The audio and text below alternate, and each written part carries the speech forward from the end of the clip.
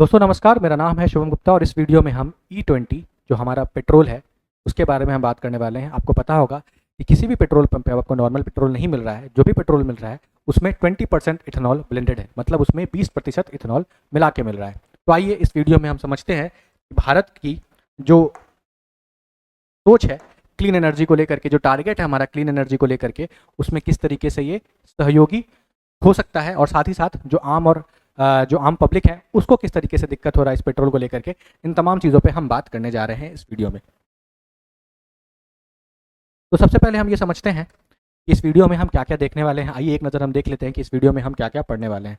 तो सबसे पहले हम बात करेंगे introduction to the E20 fuel को लेकर के, कि E20 फ्यूल कैसे बनता है, उसका रोल क्या है। फिर हम बात करेंगे कि इंडिया में जो भी फीड स्टॉक है, जो रॉ मटेरियल यूज होता है, उसकी पॉलिसीज, सरकार ने क्या पॉलिसीज बनाई है उन रॉ मटेरियल को लेकर के। फिर हम बात करेंगे बेनिफिट्स, E20 जो हमारा पेट्रोल यूज हो रहा है उसके इकोनॉमिक, इन्वायरमेंटल और परफॉर्मेंस बेनिफिट्स को लेकर के हम बात करेंगे। फिर हम बात करेंगे व्हीकल ओनर कंसर्न।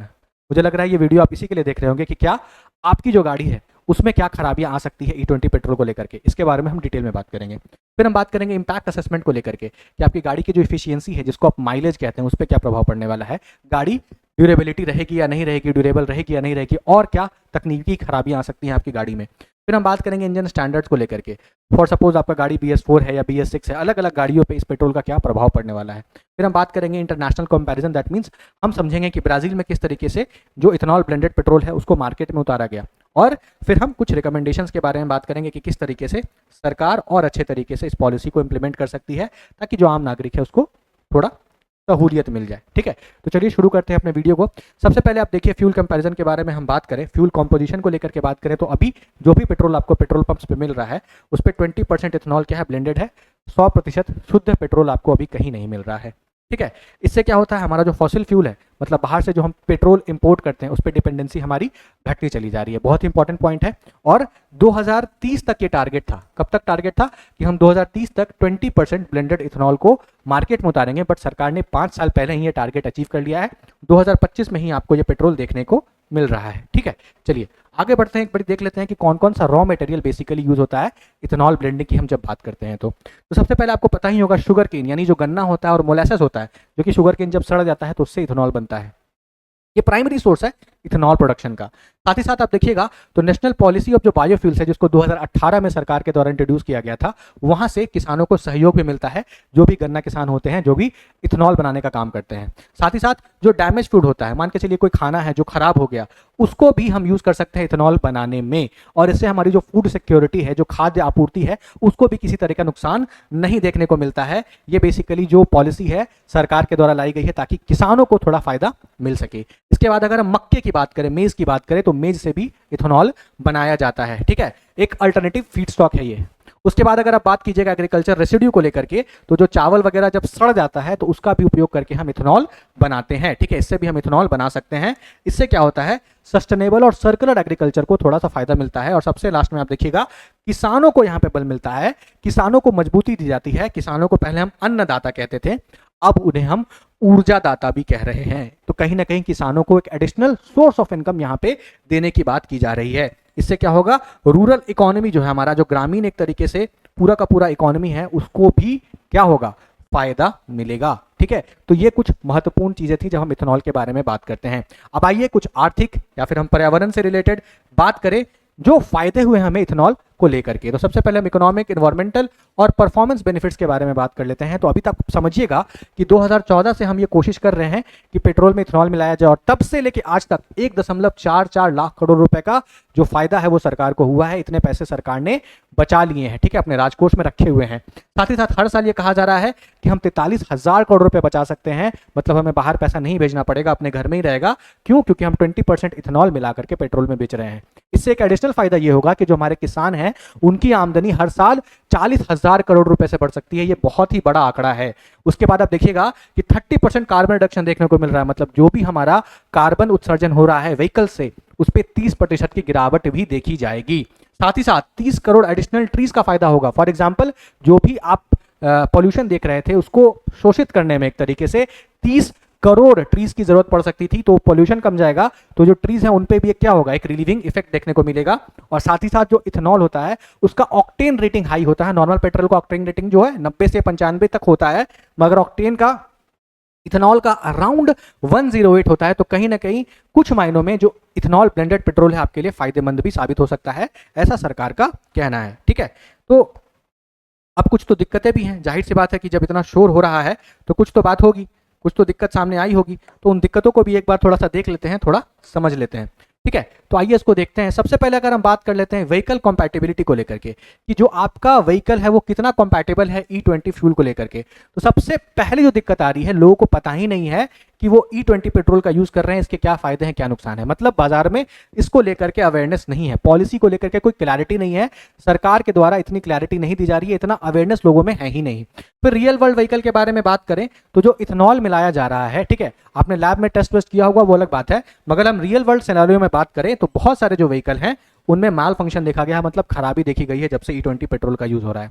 साथ ही साथ आप देखिएगा जो भी व्हीकल ओनर हैं, जो भी व्हीकल ओनर, उनको समझ में नहीं आ रहा है, बहुत सारा डिससेटिस्फैक्शन है उनके अंदर कि अगर हम E20 यूज कर रहे हैं तो भाई बताओ तो सही कितना पेट्रोल डलवाना है, कैसे गाड़ी को सही रखना है, किन चीजों पर ध्यान देना पड़ेगा, है ना। अगर हम E20 पेट्रोल यूज कर रहे हैं तो जाहिर सी बात है कुछ पार्ट अगर खराब होगा तो उसको समय से पहले हम चेंज कराएंगे। तो ये कंफ्यूजन बहुत ज्यादा है कंपैटिबिलिटी को लेकर के। साथ ही साथ आप देखिएगा तो हमारे यहाँ अभी ऐसा कहा जा रहा है कि 90% जो व्हीकल जो हमारी सड़कों पे हैं वो E10 पेट्रोल रेडी है, मतलब 10% आप ब्लेंड करके चला लीजिए, कोई दिक्कत वाली बात नहीं है, लेकिन 20% ब्लेंडिंग के लिए हमारे जो व्हीकल्स हैं वो रेडी नहीं है ना।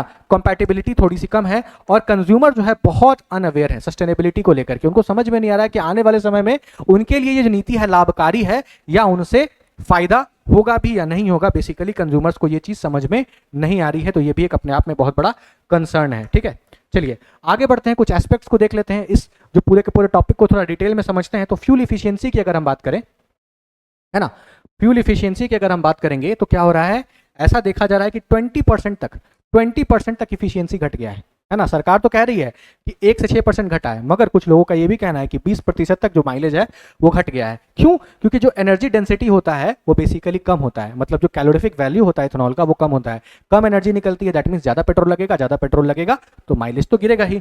मटेरियल इंपैक्ट के बारे में बात करें तो इथेनॉल जो है एक सॉल्वेंट का काम करता है, आपने केमिस्ट्री में पढ़ा होगा सॉल्वेंट सॉल्यूट वगैरह के बारे में, तो एक सॉल्वेंट का काम करता है और सॉल्वेंट ऐसा है जो किसी मेटल को कोरोड कर सकता है, मतलब खराब कर सकता है। तो जो भी प्लास्टिक पार्ट, जो भी रबर पार्ट्स हो सकते हैं वो बेसिकली खराब हो सकते हैं ना। रबड़ के थ्रू अगर इथेनॉल जाएगा तो रबड़ को अपने में घोल लेगा, तो ये दिक्कतें आ सकती हैं। ठीक है, कंपोनेंट जो है, जो भी आपकी गाड़ी में कंपोनेंट्स हैं वो फूल सकते हैं, पचक सकते हैं, इत्यादि हो सकते हैं, दैट मींस गाड़ी के कुछ कंपोनेंट्स में खराबी देखने को मिल सकती है। हाइग्रोस्कोपिक नेचर के बारे में बात करें तो जो इथेनॉल है ना वो वाटर को रिटेन करता है, मतलब पानी को अपने साथ रखता है। तो आप गाड़ी को जब लंबे समय तक रख देते हैं तो क्या होता है, पानी को एब्जॉर्ब कर लेता है, वाटर को एब्जॉर्ब कर लेता है एटमॉस्फेयर से, जिसके कारण क्या होगा, गाड़ी में जंग भी लग सकती है। फ्यूल कंपोजिशन के बारे में बात कीजिएगा तो फ्यूल यूज तो बढ़ ही जाएगा क्योंकि इथेनॉल है, इथेनॉल आपको पता है कैलोरीफिक वैल्यू कम है, लोअर कैलोरीफिक वैल्यू है।